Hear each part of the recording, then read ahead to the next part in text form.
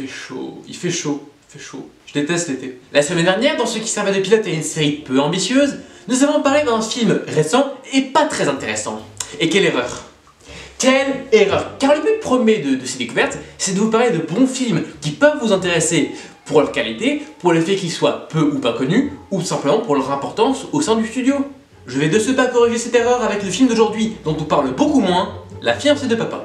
La fiancée de papa, ou The Parent Trap en version originale, est une comédie réalisée par David Swift, datant de 1961.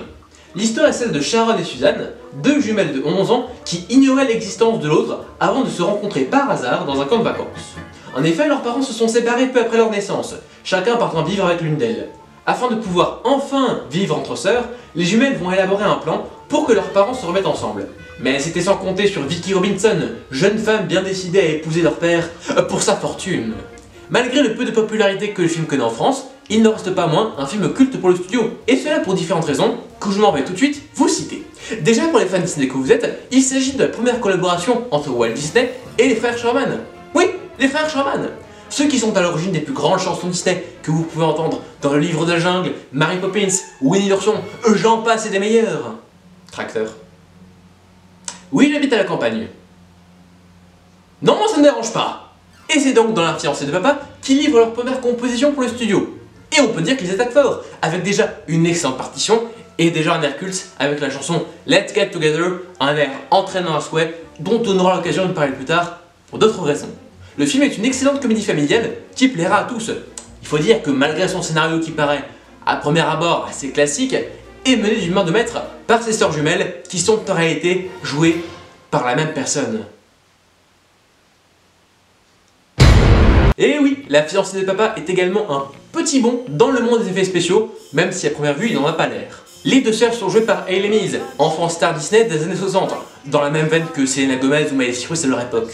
Et cette petite est assurément LA réussite du film. Elle incarne à la perfection deux sœurs avec des caractères très différents mais pourtant très attachants, si bien qu'à un moment du film, on en oublie même qu'elles sont jouées par la même personne.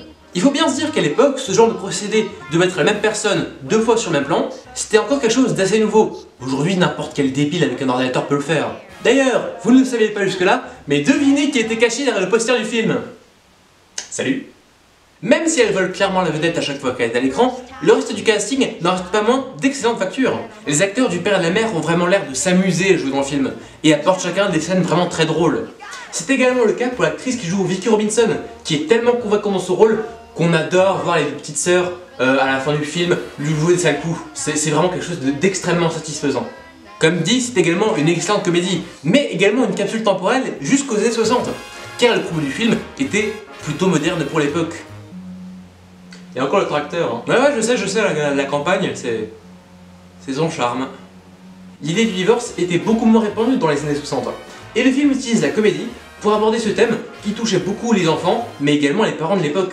D'ailleurs, le message du film est toujours d'actualité aujourd'hui, ça parle toujours aux enfants d'aujourd'hui, puisque le divorce est quelque chose de banalisé dans notre société. Ça ne fait d'ailleurs que rendre encore plus attachantes les deux petites sœurs, qui essaient tant bien que mal de rapprocher leurs parents. Le propos du film devient donc à certains moments beaucoup plus adulte, avec la place de l'enfant dans le divorce, ou les causes et les conséquences du divorce. On reste néanmoins, désolé de te couper, sur un film rempli de bons sentiments, où tout est bien qui finit bien. C'est un film clairement optimiste, et certains pourront lui reprocher une fin un peu trop parfaite pour les thèmes qu'il aborde. Le but du film est avant tout d'être une bonne comédie qui fera passer un bon moment à petits et grands, que tout le monde sorte de sa séance avec le sourire.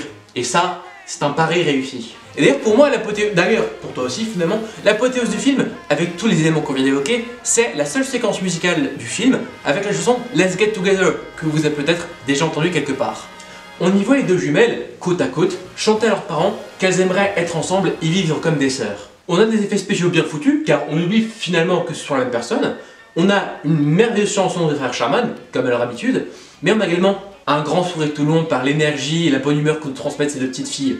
Franchement, meilleure séquence du film. Et ben en conclusion, est-ce qu'on recommande ou est-ce qu'on recommande pas? Et ben on recommande, et on recommande même chaudement d'ailleurs. Hein. Si vous avez envie de vous regarder un bon classique Disney des années 60 avec l'esprit et le charme de cette époque, ce film est fait pour vous. C'est une très bonne comédie familiale, dont le duo principal est terriblement attachant, d'autant plus quand on sait qu'il s'agit de la même actrice, des musiques entraînantes, un casting aux petits oignons, bref, de quoi passer un bon moment avec toute la famille et avoir le sourire tout le long. vous n'avez probablement jamais entendu parler de ce film, et c'est bien dommage, car en France on connaît beaucoup plus son remake de 98, À nous quatre, qui est d'une qualité... Autre. Oui, bah oui, totalement, totalement. C'est exactement passer votre chemin, ça, ne recommande pas. Ouais. Et bien voilà, merci beaucoup à moi-même pour sa participation à cet épisode. Ah mais de rien. La semaine prochaine, nous parlerons d'un film un peu plus loin dans le temps, dans une époque extrêmement étrange mais créative, les années 80. Ciao tout le monde, c'était BL.